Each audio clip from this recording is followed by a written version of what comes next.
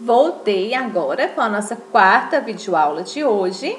Nós vamos falar um pouquinho aí do nosso livro de ciências, tá bom? Então, vocês vão abrir o livro de ciências na página 116. Nós vamos falar sobre o campo magnético e a gravidade terrestre, bom? Abra seu livro aí na página 116. Então, vamos lá. O campo magnético e a gravidade terrestre. Quando jogamos um objeto, certamente ele cairá no chão. A gravidade que a Terra exerce sobre o objeto faz cair.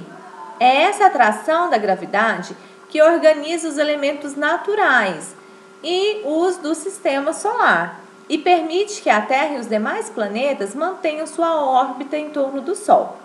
Então, dizemos que gravidade é a força que atrai os corpos para o centro da Terra, mantendo os objetos na posição perpendicular, ou seja, em pé. Lembra que nós estudamos aí sobre as partes da Terra, né? Do planeta Terra mesmo. Nós temos o núcleo, o manto, a crosta terrestre, né? E aí o núcleo, nós não havíamos falando que é a parte mais quente do planeta. E é justamente o núcleo aí que tem esse campo magnetizado, assim, esse magnetismo muito grande que atrai tudo para o centro da Terra. Aí, por que não chega até lá, professora? Justamente porque tem outras camadas aí de rocha, né? Aí entra a crosta terrestre, o manto, ainda temos o solo, tudo isso que não deixa penetrar para o centro da Terra. Mas a gravidade é tão forte, né, aí do centro, que ele atrai, né, os objetos. Antigamente, muito se falava em gravidade zero, né, que não existia gravidade fora aí no espaço, por isso que flutuava e tudo. Hoje já se fala que sim, que existe gravidade em todos os lugares, porém tipos diferentes, né? Então, muito tempo falava, fora do planeta Terra a gravidade é zero. Vocês podem até pesquisar que ainda acha muita coisa falando sobre isso. Outros descartam totalmente, fala que não existe gravidade zero, que existe gravidade aí em todo, né, todo o espaço. Aonde que existe planeta, tudo existe a gravidade justamente para controlar esses planetas aí que estão ao tempo todo aí, né, em órbita. A gravidade da Terra faz com que todos os objetos sejam atraídos por ela. Já jogou pega uma borracha, algo aí e joga para você ver. Ele vai direto para o chão. Porque caiu.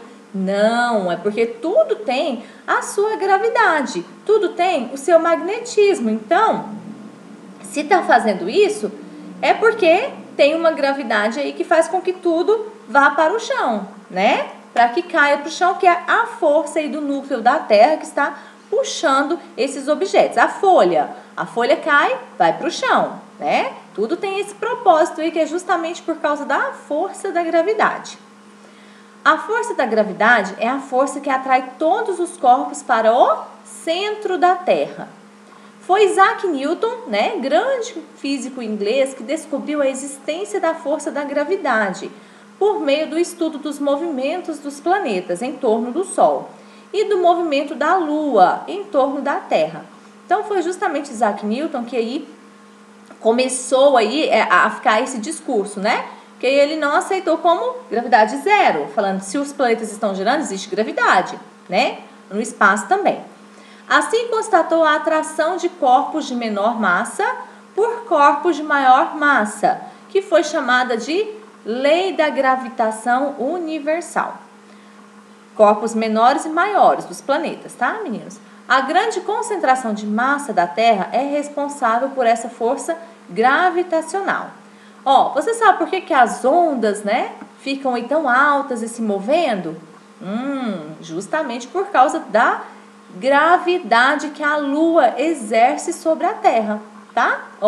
É devido à força da gravidade que a Lua gira em torno da Terra, criando uma atração entre ela e o nosso planeta, fazendo as águas do mar se movimentarem e dando origem às marés. Quem que nunca escutou quando estava no mar, quando vai ficando bem de tardezinho e fala, não fica aí não, que a maré fica mais brava, né? Eles falam desse jeito, mais brava, a maré fica mais forte, justamente porque é um período onde a Lua aparece, né? Então, aquele período que a Lua fica, as marés vão ficando, as ondas vão se movimentando mais e ficando mais forte, tá? Justamente pela gravidade que a Lua exerce aí nas marés, nas ondas. Quando um corpo está fora da ação da gravidade na Terra, ele flutua sem rumo, então da gravidade da Terra, tá? Perde-se no espaço, a menos que seja programado e dirigido por controle remoto, como é o caso dos satélites. Ah, eles ficam flutuando lá? Não, tem gente controlando eles, tá? Tem uma empresa, tem um responsável aí que controla aqueles, tanto os foguetes que vão, tanto os satélites que ficam aí, né? Tem um controle sobre eles. Muitos satélites são lançados no espaço para diversas funções. Eles enviam mensagens e imagens por meio de ondas de rádio sobre as variações climáticas e transmitem sinais que chegam às nossas televisões, aos nossos celulares, computadores e etc. Aqui você tem uma imagem de um satélite, tá? A Terra possui um campo magnético natural, que, segundo estudiosos, é gerado no núcleo do planeta, que se acredita ser formado por níquel e ferro, esse campo magnetizado aí, né? O campo magnético é um limite entre a Terra e o espaço interplanetário, que sofre interferência do magnetismo do Sol, percebido nos ventos solares. O planeta funciona como um ímã gigante, devido à força exercida pelo campo magnético, que puxa tudo para o chão, né? A Terra entra em contato com as partículas magnéticas emitidas pelo Sol, porém em pequenas dimensões, devido à proteção exercida pelo campo magnético da Terra. Bom, as primeiras observações feitas sobre o magnetismo ocorreram na Grécia, a partir da magnetização, minério presente no solo, que apresentava a capacidade de atrair objetos de ferro, né? Então você vê aí como se fosse uma grande pedra aí, né, magnetizada, puxando aí um instrumento de metal. Estudos comprovam que o campo magnético norte e sul estão localizados nos extremos da Terra, ou seja, nos polos geográficos. Tá vendo aqui? Norte e sul, ó, bem no centro. Estudos acreditam que ele está aqui, nesse centro, nessa divisa aqui.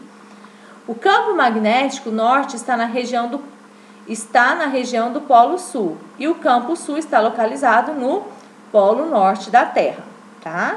Olha aqui, ó, todo isso aqui é o campo magnetizado. Por isso que fala que a Terra fica girando assim em torno do Sol, tá vendo? Isso aqui é como se fossem os raios aí magnéticos, tá? Da Terra. No nosso dia a dia, os ímãs representam esse magnetismo. Eles são capazes de atrair objetos feitos a partir de determinados materiais. É bem forte, né? Esses magnetismos aí. Por quê? Se você pegar um ímã, põe embaixo da mesa, outro ímã em cima da mesa, você movimentando ele como na Terra, tá? Então, para você ter uma noção da Terra. Aí você chega para um lado, ele vai também. Para o outro, ele vai também, seguindo o que está puxando ele, né? Então, é justamente dessa forma que funciona. O magnetismo possui outras utilidades práticas. São utilizados nas bússolas, né? Onde não tem como você usar celular, por isso que faz as navegações, né? Justamente pelas bússolas. Na construção de geradores, na produção de energia elétrica, em brinquedos e etc. Olha aqui, ó. Aqui a gente tem vários ímãs pregados na geladeira, né? Colocando aí diversas peças aí. Aqui você tem um sinal de uma bússola. Então, vamos lá às nossas atividades. O que você compreende por campo magnético? Pode responder de acordo com o texto, tá bom? Pode ir lá e responder, não tem problema não. Gravidade. Faça uma pesquisa sobre as aplicações do magnetismo na nossa vida, ou seja, né, o que entra aí na nossa vida, como que a gente cite algumas delas. O que nós precisamos, o que nós dependemos, qual tipo de magnetismo aí nós dependemos muito dele na nossa vida, tá? Número 3. Comente a seguinte afirmativa. Quando um objeto é jogado, ele certamente cairá no chão. Por que você acha que isso acontece? Pode colocar de acordo com o que está com o texto também, não tem problema não. Analise a imagem abaixo e depois responda as perguntas. Ó, a gente vê vários ímãs pregados na geladeira, né? Isso, do alfabeto aí mesmo. Letra A. Porque as letras na imagem estão presas ao freezer? Ó, né? Por que acontece? O que acontecerá com o ímã caso ele se desprenda no freezer? Por que isso acontece? Soltou lá, ele vai para onde? Por quê? Né? O que puxa ele? Número 5. Escreva V se a afirmativa for verdadeira e F se for falsa. E corrija quando necessário. Então, ó, a primeira você vai ler, é verdadeira? Então, coloca verdadeira. A segunda é falsa, então você vai corrigir ela aqui, completando onde que está o erro, você torná-la verdadeira. E assim, se for a primeira também, tá? Continuando aí, nós vamos falar sobre a transformação da matéria. Nós já falamos sobre isso, porém nós vamos só relembrar, porque quando a gente falou da matéria lá, nós falamos também das transformações dela, lembra? Isso, então vamos relembrar aqui esse assunto, tá? Na natureza, podemos perceber que muitos materiais modificam sua estrutura, sua aparência, ou seja, eles não permanecem inalterados da mesma forma. Os paredões rochosos, por exemplo, recebem a ação da chuva, do sol e dos ventos, e por isso mudam seus aspectos. Algumas transformações são reversíveis, né? Tem como voltar ela à sua de origem. Ou seja, podem ser desfeitas, enquanto outras não podem ser desfeitas, ou seja, são irreversíveis. Um exemplo de transformação reversível é a mudança do estado físico da água. A água em um estado sólido pode passar para o líquido e vice-versa. Já o enferrujar de um prego é uma transformação irreversível. Por exemplo, ó, como assim, professora, da água? Você tirou a água da torneira, por exemplo, lá e colocou na forminha de gelo. Ela está líquida. Você coloca lá no congelador. O que vai fazer? Vai virar os cubos de gelo. Tá. Deixei ela fora da geladeira, aonde que ela aqueceu aquele cubo de gelo. Ele vai voltar o quê? A ser água. Não é? Da mesma forma que foi colocado. Lembra da massa da folha de papel que eu mostrei para vocês? Pega uma folha de papel, a gente amassa ela, nós mudamos o aspecto dela. Mas se eu esticar ela volta a ser uma folha de papel? Volta, né? Então, isso é um estado reversível, tá? Que ele volta a ser o mesmo que era, mesmo passando por esse tipo de transformação. Portanto, a matéria não pode ser criada ou destruída, pode apenas ser transformada. Ou seja, tá falando aqui do prego. Tem um preguinho aí, olha aí, ó, tá vendo? Tá novinho aí, arrumadinho. Ficou pegando chuva, sol, até mesmo do contato de ficar um próximo do outro, ele começa a ficar assim, enferrujado. A ferrugem é irreversível, né? Quando ele faz isso, ele não volta mais a ser aquele prego limpinho igual ele era antes. Tem gente que ensina a limpar, às vezes até adianta, né? Alguns dá limpa um pouquinho, mas logo ele vai ficar assim de novo, né? Para percebermos se houve uma transformação, é importante analisar a matéria em dois momentos diferentes, no estado inicial e no estado final. Uma que eu falo, que eu gosto também falando da folha de papel, eu gosto muito de usar ela como exemplo, por quê? Porque você pega a folha de papel, aí você vai, né, amassa ela e abre ela, vai voltar normal. Mas se você colocar um fogo nela, ela vai sofrer um outro processo químico. E ela não volta também a ser uma folha de papel, porque ela sofreu um processo químico, nós vamos falar disso. E é um estado irreversível, né? Observe as imagens anteriores, né? Podemos observando as imagens anteriores, podemos afirmar que houve uma transformação da matéria, ao comparar seu estado inicial ao seu estado final. Os materiais que sofrem decomposição pela ação de micro-organismos, né, aquelas pequenas bactérias, são chamados de materiais biodegradáveis. Exemplos, as frutas, né, a gente vê aqueles podres nela, né, não tem como também voltar ao seu estado normal, né? As frutas, vegetais e papel, né, tem aqueles papéis, já viu que ele começa a roer, tipo uns bichinhos que pica ele? Então, existem materiais que permanecem no ambiente por centenas ou até milhares de anos e são provenientes do petróleo, chamado de não biodegradáveis. Então, aqueles que vão desmanchar, se decompor, é um material biodegradável, você sabe disso, né? E aqueles que permanecem por muitos e muitos anos aí, por milhares de anos, a gente nem sabe se realmente vai se decompor, porque ninguém vive tudo isso para comprovar, né? São provenientes do petróleo, são chamados de não biodegradáveis. Exemplo, pilhas, plástico, isopor, né? Então vamos lá, ó. Química é a ciência que estuda a matéria, suas transformações e as energias envolvidas nesse processo. A matéria passa por dois tipos de transformação, é o que eu disse para vocês, ó. A transformação física, né, que a gente muda o aspecto, mas ela não deixa de ser o que é. Então, físicas, ó, são aquelas em que a constituição do material não muda. Exemplo, picar um papel, rasgar um papel, né? Ele não vai deixar de ser um papel.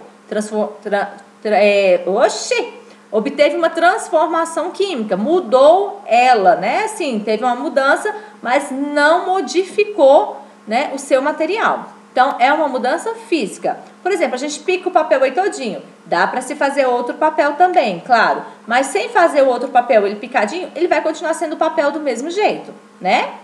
Observe que o papel, ao ser picado, só é transformado fisicamente, ou seja, em pequenos pedaços, né? Mas cada pedacinho possui a mesma característica que tinha antes de ser picado. Portanto, transformação física é quando a matéria não muda, né? Foi o caso que nós falamos ontem em sala de aula, que fez parte da divisibilidade, né? Nesse caso aí, só dividiu ele, mas continua a mesma coisa, né? Então, vamos lá para a transformação química. São aquelas em que a constituição do material muda totalmente, né? Então, ó, exemplo, queimar um papel. Então, peguei um papel, coloquei fogo, fiz um processo químico nele. Ele virou o quê? Cinzas, né? Carvão aí, né? Então, virou as cinzas, ele não é mais o mesmo papel. Não tem como. Então, ele sofreu mudanças aí, né? Em sua composição. O papel em contato com o calor, ao ser queimado, sofre uma transformação química. Então, a transformação química ocorre quando o material se transforma em outro, devido à ação do calor ou pelo contato com outro material, tá?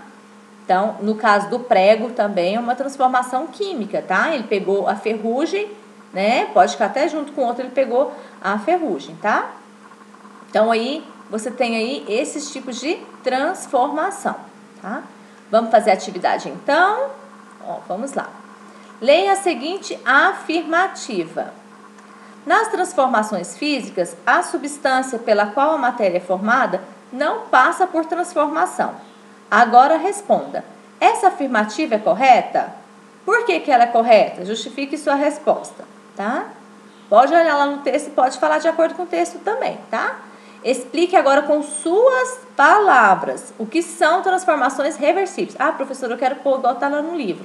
Pode também, não tem problema não, desde que você entenda o que você está colocando, tá bom? Então, pode também. Transformações irreversíveis. Número 3. Cite exemplos de transformações irreversíveis, tá? Número 4.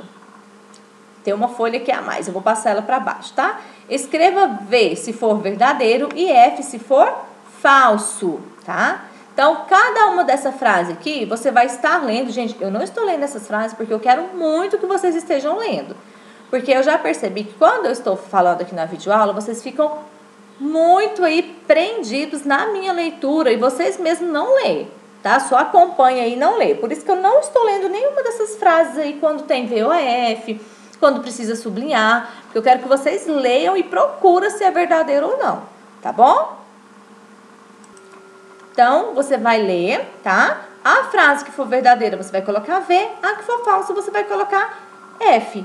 Muito simples, né? Bem tranquila essa atividade. Ela é pouquinha, é fácil de você procurar aí no livro para saber a resposta correta. Então, meninos, com essa atividade de ciências, né, nós concluímos as nossas videoaulas de hoje, da nossa quinta-feira, tá bom? Então, espero que vocês fiquem bem aí, todo mundo bem, e eu estarei ansiosa aguardando vocês amanhã, tá bom? Então, eu espero vocês na nossa aula presencial de amanhã, certinho? Um grande abraço a todos, fiquem com Deus e até amanhã, se Deus quiser, tá bom? Tchau, tchau!